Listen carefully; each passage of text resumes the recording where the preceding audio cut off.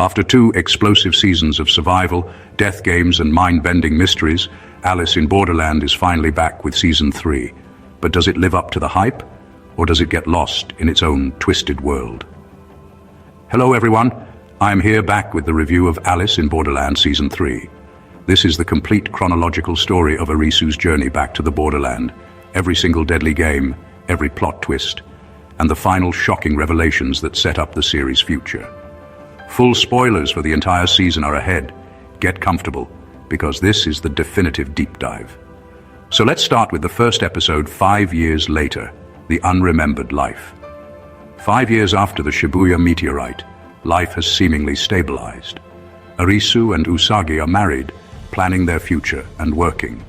But the normalcy is paper thin. Arisu is being interviewed by Assistant Professor Ryuji Matsuyama about her near-fatal cardiac arrest. Usagi remembers nothing of the Borderland, only a vague sense of a journey. The interview establishes the core conflict.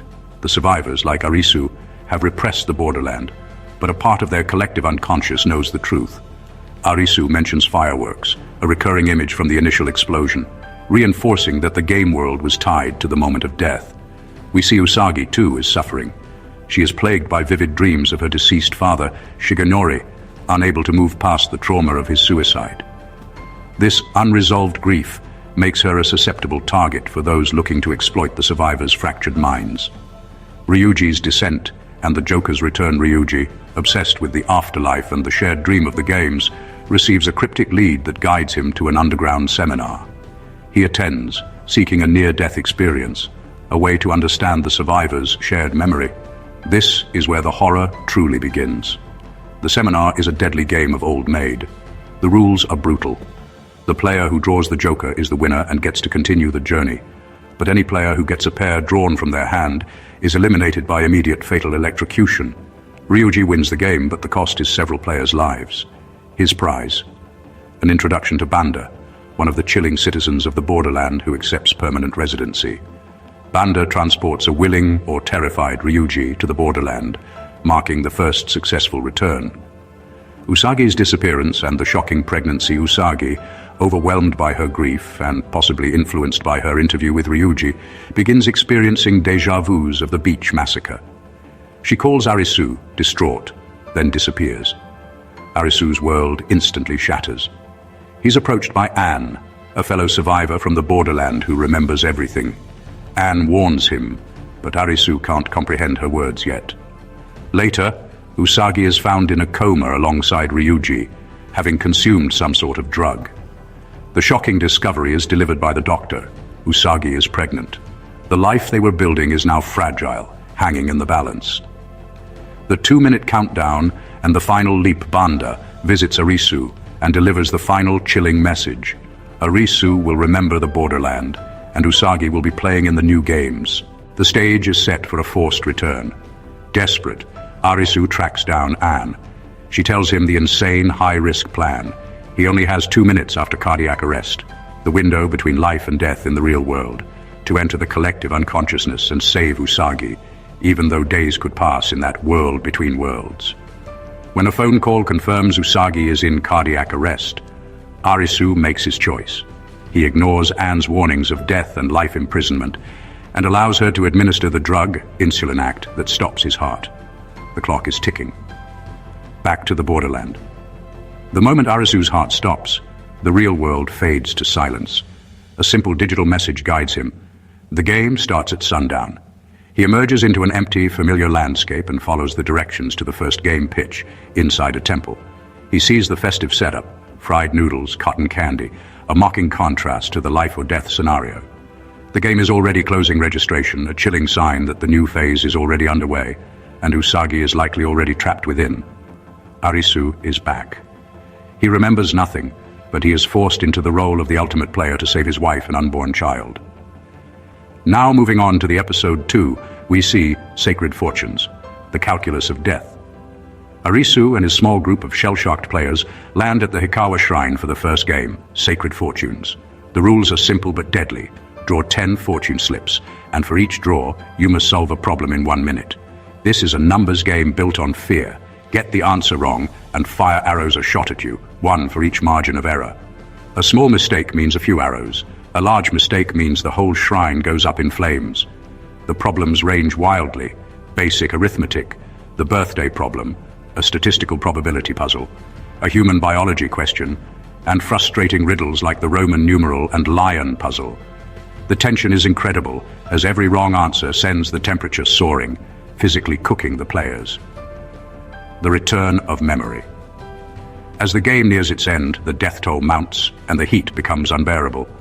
It is in this moment of pure desperation that the amnesia breaks. Amidst the screams and fire, Arisu's mind snaps back to the past. He remembers the faces of Karube and Chota, the trauma of the Seven of Hearts, and the truth of the Borderland. The return of his memory is timely, but it doesn't save them entirely. The final problem, the total population of Earth, is impossible to answer with perfect accuracy. Their margin of error is a staggering 100 million. This triggers a final, massive catastrophe. Arisu realizes the only way out is hidden within the fortunes themselves. He connects the unlucky direction hints written on each slip to locate the single safe zone, the direction that was never called unlucky, the Northwest. The escape and the Joker's tournament Arisu leads the survivors to the only logical escape.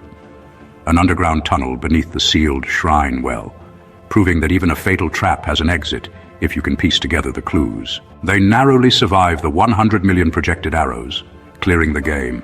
But the reprieve is short. The surviving players confirm their shared history in the Borderland and the horrifying truth of their situation. The Joker is the enemy, the one who controls this new phase. And they are no longer in a free-roaming game world. They are in a structured tournament where players from different arenas will converge. The next game, Zombie Hunt, is a complex hearts-spades hybrid, a game of team loyalty under the constant threat of lethal violence. The rules: players use number cards in one-on-one matches to win and gain cards from the loser.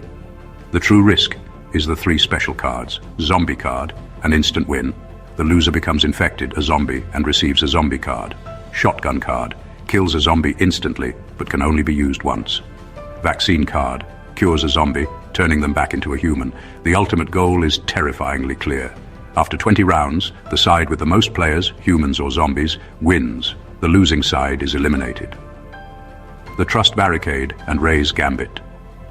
The game quickly devolves into chaos and suspicion, with one team resorting to killing infected players.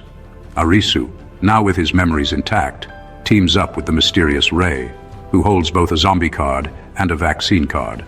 A dangerous combination. Ray introduces the game-changing strategy, the Trust Barricade, the promise. They form an alliance, promising every new member that they will use their vaccine card to cure them if they get infected. The threat: this strategy disarms the zombies. If a zombie infects a member of the barricade, they expose their identity and risk being killed by one of the many players still holding a shotgun card.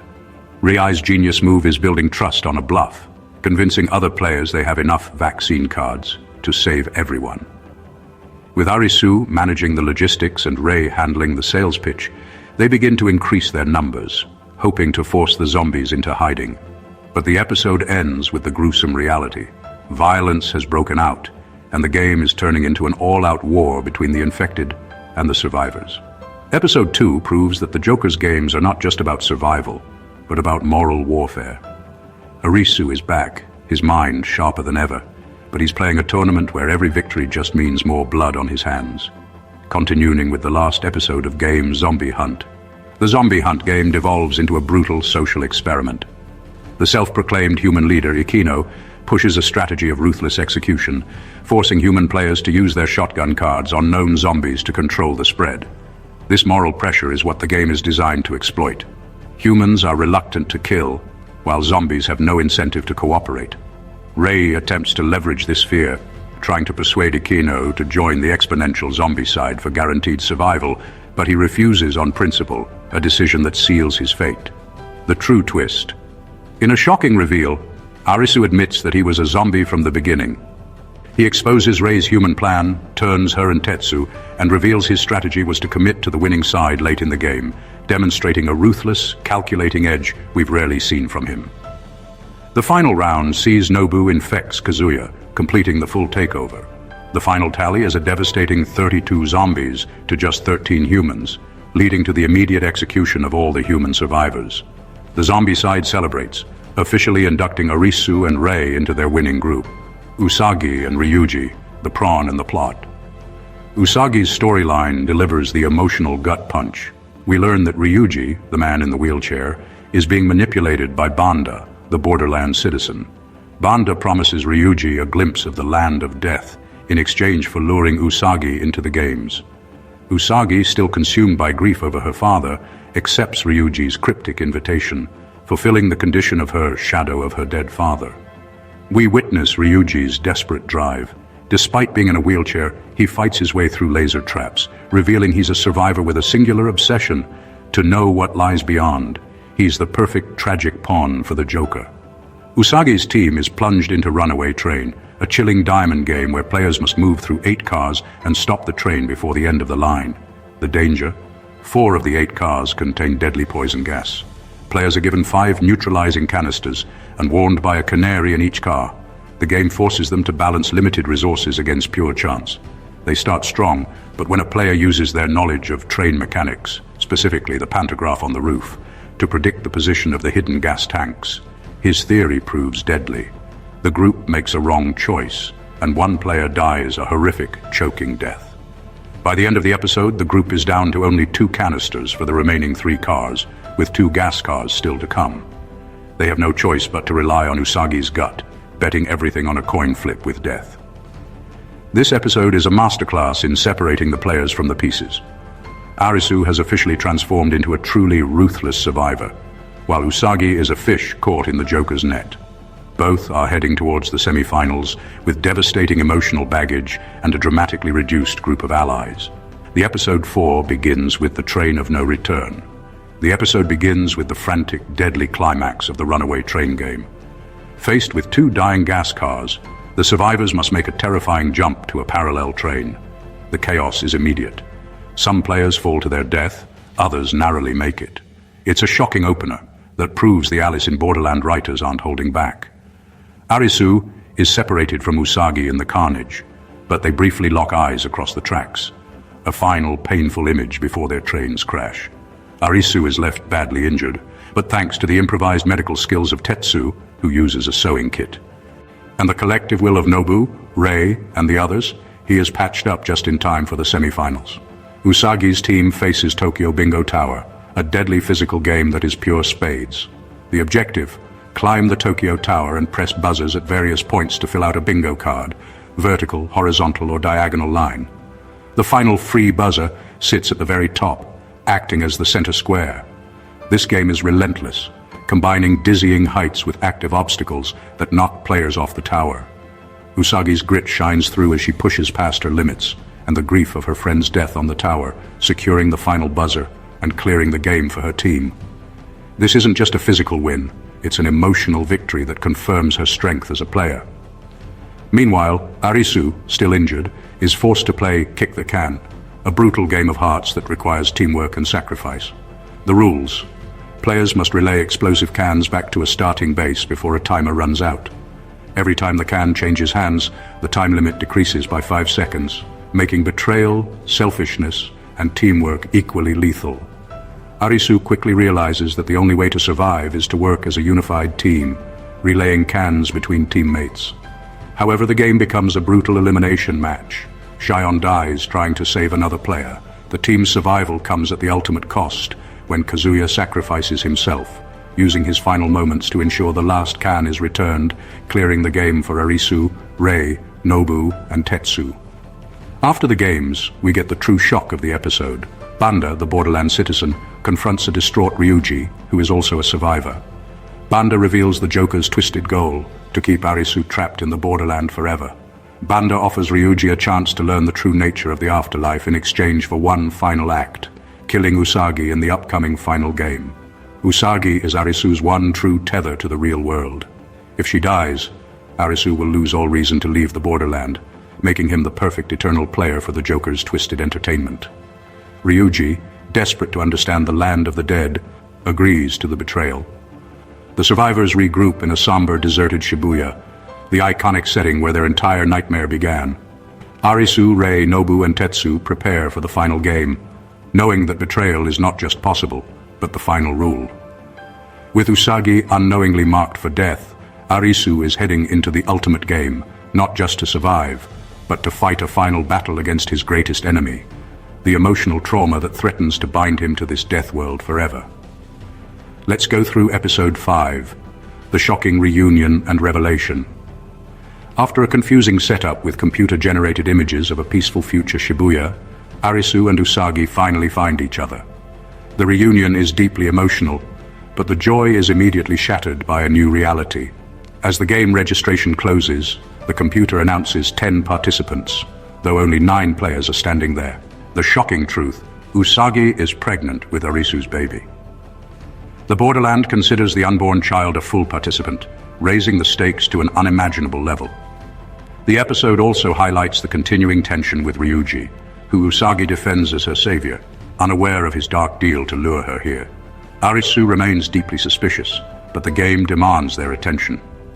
The game Possible Futures is a club's game, dealing with teamwork and resources, played on a 5-5 grid of 25 rooms. Players start with 15 points each, which are used to open doors or deducted every round they stay in a room. The cruelest twist: the walls of each room display different versions of a player's future. The exit and their true reality is determined by which future they choose. The core mechanics: dice roll determines how many people can advance to the next room. Forced stay, lockdown. If you can't advance, you're locked in, losing a point, and must be unlocked by 2 players from an adjacent room. Point deduction. Some rooms contain hidden point deductions, which often prove fatal. Arisu attempts to apply strategy, organizing the group into smaller units with a plan to meet in room D2. But this game is designed to expose individual weaknesses and crush hope. Tetsu chases a seemingly positive future, only to be hit with a massive -8 point deduction in room A3, immediately leading to his game over. The final moments show him weeping as he watches his imagined future, a happy life with his wife, slip away. Nobu, separated from the group, faces a nightmarish vision of his mother suffering a cerebral hemorrhage, only to find himself with a devastating point loss. In the most crushing moment, the siblings Sota and Yuna split up. Sota is hit with a -2 point deduction in room B4, bringing his score to 0. His final words to his sister, who is trapped just meters away, are an emotional plea. "Find happiness. I love you." Yuna's resulting breakdown and subsequent lockdown in the same room is heartbreaking. By the end of round 8, 2 players are dead, multiple players are in lockdown, and the group is shattered, proving that even a clear strategy can't beat a game that weaponizes your deepest fears and regrets. While the group scrambles, the episode briefly reminds us of the looming threat. Ryuji is seen talking on a device, reaffirming his mission with Banda. In the final game, Ryuji is expected to kill Usagi in exchange for knowledge about the land of the dead. His conflicted expression as he coordinates with Arisu's team only heightens the suspense. Arisu's final strategy is to push Rei and a devastated Yuna toward the last corner room, A5, which he believes must hold the exit. Now for the final episode of the season, the last game continues Arisu's desperate, flawless plan. With Tetsu and Sota gone and the group split by point deductions, Arisu faces an impossible choice: sacrifice one person or lose them all. The game's brutal design means an exit requiring only 7 players, but Arisu refuses to accept more death. He devises a mind-bending plan using the game's own rules against it. The key: the child's wristband. Usagi leaves her baby's wristband in a dangerous room, A3, a -8 point room, and later, Yuna makes an incredible self-sacrificing leap into the doorway to hold the doors open for 10 seconds. This allows Usagi to retrieve the wristband, keeping her and the baby's points active, while Yuna takes the fatal point deduction.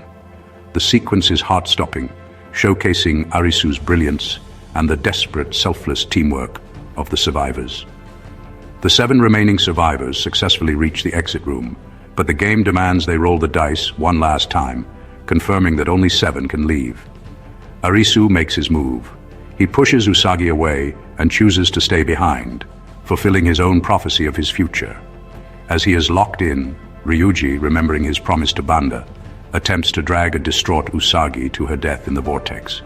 But in a moment of redemption and overwhelming grief, Ryuji throws himself into the void instead, shouting for Usagi to keep living. The watchman and the world between Arisu wins the game by choosing the life of his companions over his own. But the victory is interrupted by Banda, who reveals he lured Arisu back to the Borderland using Usagi as bait. Before Banda can force Arisu to become a citizen, he is killed by the true overseer, the Watchman. The Watchman reveals the shocking truth. The Borderland is the world between life and death. It's where people go when massive catastrophes happen, like the initial meteor strike, to decide if they want to return to a painful life or accept the peaceful void of death. The Watchman, who fears death, offers Arisu a final choice. Arisu chooses life with Usagi. The Watchman also warns that a new, much bigger catastrophe is about to flood their world with more people. Life returns, but the threat lingers. Arisu wakes up in the real world, emerging from the life or death decision 2 minutes after the event. The best part? Usagi is safe. The finale gives us a glimpse of their well-deserved happy ending. They're together, happy, and playfully arguing over names for their unborn baby, Natsumi, Natsuki. We also see that Rei, Nobu, Sachiko, and Yuna have all returned and are trying to find meaning in their new lives.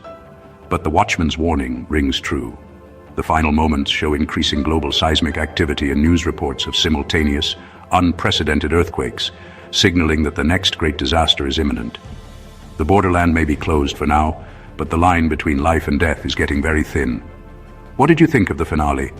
Did Arisu make the right choice? And what does this new global catastrophe mean for Season 4?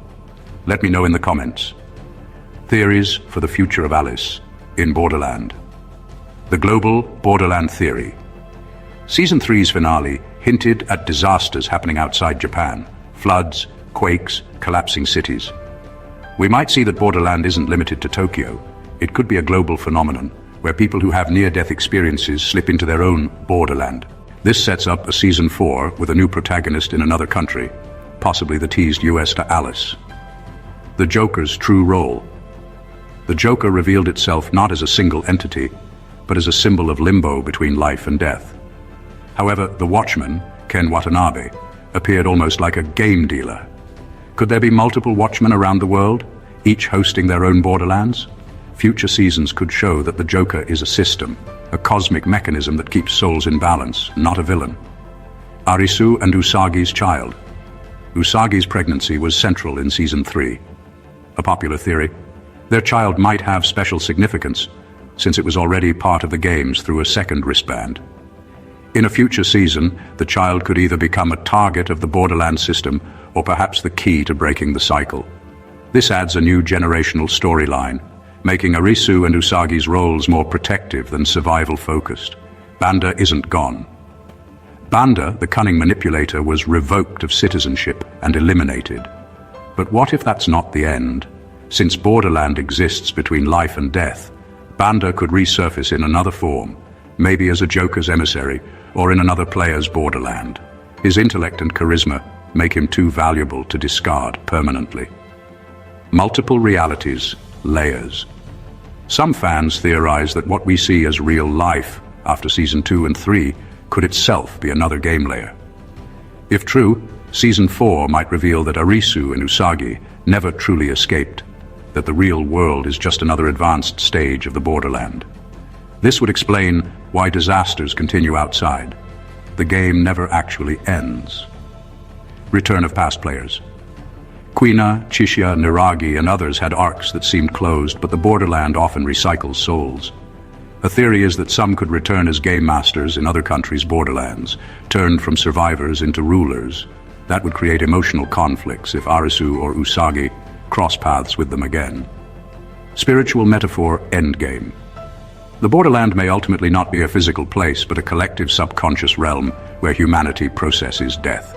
If so, the future storyline could explore other cultural versions of Limbo, for example, Borderlands tied to mythologies from different regions. That global expansion would make the series more philosophical, exploring how every culture faces death, chance, and survival. Final theory: Season 4, if greenlit, will likely shift perspective, introducing a new Alice in another country, while keeping Arisu and Usagi in the background. Their child or their link to the Joker could tie both storylines together, revealing the true scope of the Borderland system. So what did you think of Alice in Borderland Season 3? Did Arisu make the right choice? And what do you think the Watchman's warning means for Season 4? Let me know in the comments, and don't forget to like, subscribe, and hit the bell for more deep dive reviews. Until then, choose wisely. Because in the Borderland, every choice is life or death.